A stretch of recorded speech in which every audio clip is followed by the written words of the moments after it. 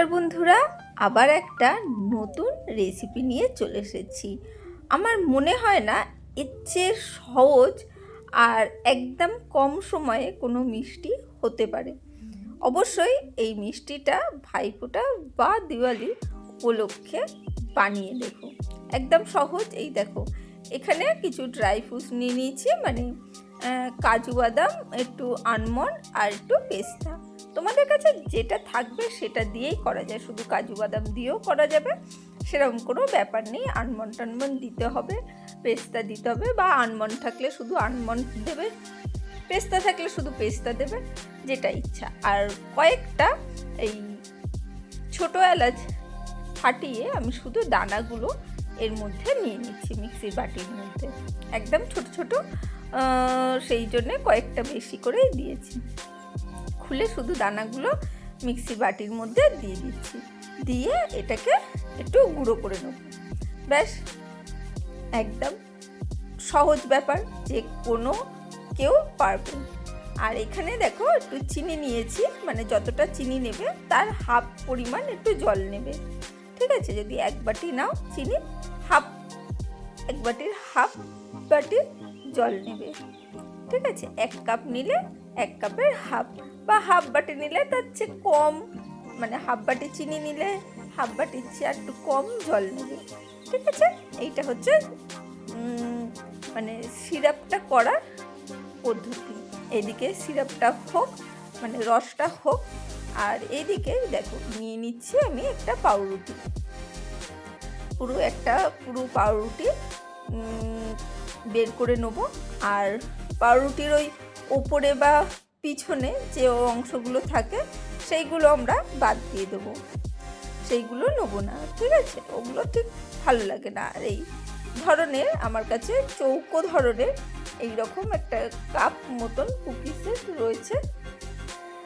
যদি না থাকে তাহলে গোল বাটি থাকলে, গোল গ্লাস থাকলে, গোল ঢাকনা থাকলে সেটা দিয়ে কেটে নেবে, বা চৌকো ঢাকনা থাকলেও সেটা দিয়ে পাউরুটির অংশগুলো এইভাবে কেটে নেবে, দেখতে ভালো লাগবে। আর কুকি কাটার থাকলে অবশ্য কুকি কাটার দিয়ে ডিজাইন করেও কেটে নিতে পারো। আমার কাছে এই যে দোকানে সব পাওয়া যায়, সেই মিষ্টি বা মুজি ধরনের সেই কাপগুলো আমার কাছে ছিল, সেইটা দিয়েই আমি কেটে নিচ্ছি। এগুলো রেখে দিই, ওই বাচ্চাদের আইসক্রিম দিতে বেশ ভালো লাগে কোনো কিছু করে দিলে। এদিকে কাটা হয়ে গেছে, আর এইদিকে দেখো রসটা বেশ অনেকটা হয়ে গেছে, রসটা সাইডে সরিয়ে রেখে দিলাম। আর এখানে নিয়ে নিচ্ছি ঘি। আমরা যে বাড়িতে ভাতে খাই সে ঘি, সেই ঘি নিতে হবে, কিন্তু এখানে ডালডা বা সাদা তেল চলবে না। একদম বাড়িতে গরম ভাতে যে ঘি খাই সেই ঘি আমি এখানে নিয়ে নিয়েছি। আর গ্যাসের ফ্লেমটা একটু লো করে রেখেছি, রেখে পাউরুটিগুলো এর মধ্যে দিয়ে দিচ্ছি, দিয়ে যতটা পারা যায় একসাথে ধরিয়ে নেওয়ার চেষ্টা করতে হবে, তাহলে ঘিয়ের মধ্যে এগুলো ভাজা হয়ে যাবে, ঠিক আছে? খুব বেশি দিইনি, যাতে পাউরুটিগুলো ভালো করে টেনে নেয় সেইভাবে কিন্তু দিয়েছি। আর পরবর্তীকালে যদি শেষ হয়ে যায় ঘিটা, তাহলে আবার একটু দিয়ে দেবে, ঠিক আছে? আমি যে কটা পেরেছি এর ভেতর ধরিয়ে দিচ্ছি, এবার উল্টে দিচ্ছি। এবার লাল লাল করে পুরো ভেজে নিতে হবে, সুন্দর করে লাল করে পুটো পিট করে ভেজে নিতে হবে। আর পাউরুটি ভাজা হলেই না বেশ একটা মুচমুচে কড়কড়ে একটা ভাব থাকে, দারুণ। আর তার মধ্যে ঘিতে ভাজা হচ্ছে, একদম মানে কি বলবো, এইগুলোই তারপরে রসে ডুবিয়ে না এমনিই যেন খেতে দারুণ লাগে।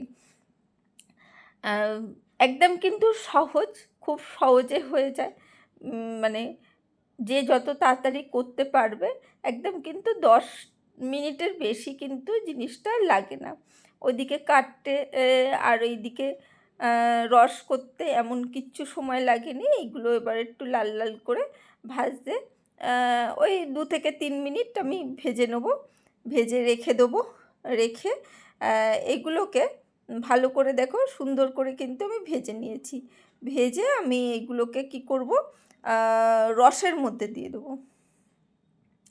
একসাথে কিছুটা আমি তুলে নিচ্ছি।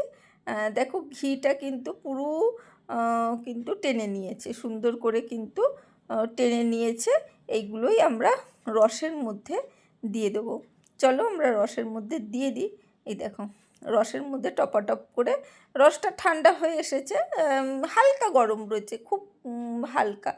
সেই রসের মধ্যেই কিন্তু আমরা টপাটপ দিয়ে দিচ্ছি। সবগুলো ভেজে তুলে নিয়েই কিন্তু দিয়ে দিচ্ছি। অবশ্যই এই সামনে দিওয়ালি রয়েছে, ভাইফোঁটা রয়েছে, মিষ্টি খাওয়ার পর্ব চলছে। অবশ্যই এর চেয়ে সত্যিকারে এত সহজ কিছু বাড়িতে মিষ্টি যে কেউ কিন্তু বানিয়ে ফেলতে পারবে। দেখো রসের মধ্যে সবগুলো দিয়ে দিচ্ছি। আমি একটু এবারে ওলট পালট করে দেবো ওগুলো। আর ওই ঘিতে যেখানে ফ্রাইং প্যানে ভেজেছিলাম পাউরুটিগুলো, তার মধ্যেই কিন্তু আমি এখানে দিয়ে দিলাম দুধের প্যাকেট। একটা ওই 250 গ্রাম দুধ প্যাকেট আমি দিয়ে দিয়েছি। ঠিক আছে, ওখানে গরম হোক, আমি এইগুলোকে রসের মধ্যে ভালো করে চুবিয়ে নিচ্ছি। ভালো করে ওলট পালট করে চুবিয়ে এইগুলোকে একটু রস ঝরাতে দিতে হবে।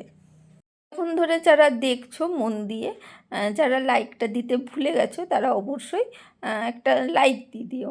ঠিক আছে, এখানে আমি একটা থালার ওপর স্ট্যান্ড বসিয়ে দিয়েছি।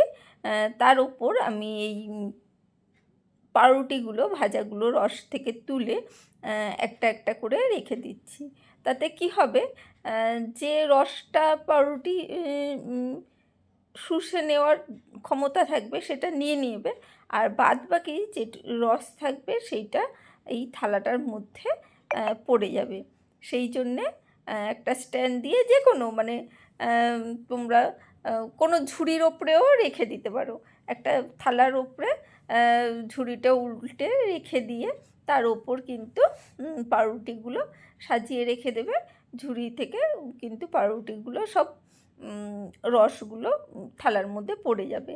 আর বাদবাকি যেটুকুনি কড়ার মধ্যে রস ছিল সেইটুকুনি রস কিন্তু আমি এর মধ্যে দিয়ে দিলাম। খুব সামান্যই রস ছিল, সেই রসটা দুধের মধ্যে দিয়ে দিলাম।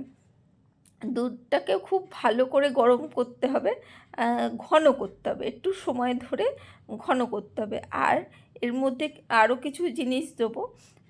কী কী দিচ্ছি দাঁড়াও দেখাচ্ছি। এর মধ্যে দেবো আমরা এই যে ড্রাই ফ্রুটসগুলো গুঁড়ো করে রেখেছিলাম সেইগুলো বেশ কিছুটা দিয়ে দিলাম। অল্প একটু রেখে দিয়েছি ওপরে একটু গার্নিশিংয়ের জন্য। যতটা লাগবে সেইভাবে দেখে কিন্তু একটু দেবে। আর এবারে গ্যাসটা একটু বন্ধ করে দিলাম। বন্ধ করে এরপরে একটু কিছুটা চিনি দিয়ে দিচ্ছি। চিনি দিয়ে ভালো করে মিশিয়ে নেব। গ্যাসটা বন্ধ করলাম কারণ মানে দুধটা কিন্তু বেশ গরম হয়ে গেছে। আর এখানে আমরা দেবো ওই দুধের প্যাকেট, একটা 10 টাকার দুধের প্যাকেট আমি এর মধ্যে ঢেলে দিচ্ছি। সেই জন্যেই কিন্তু গ্যাসটা বন্ধ করে দিলাম। বন্ধ করে দুধের প্যাকেটটা, গুঁড়ো দুধটা এর মধ্যে দিয়ে ভালো করে মিশিয়ে নিচ্ছি। ভালো করে সুন্দর করে মিশিয়ে দিতে হবে। আর ওই জ্বালা থাকলে কী হবে, দুধটা বেশি গরম হয়ে গেলে তখন ওই গুঁড়ো দুধটা দিলে না ডেলা পেকে যাবে। সেই জন্যে আমি এইটাকে গ্যাসটাকে বন্ধ করে তারপরে দুধের প্যাকেটটা দিলাম। এরপরে ভালো করে নাড়াচাড়া করে নেব।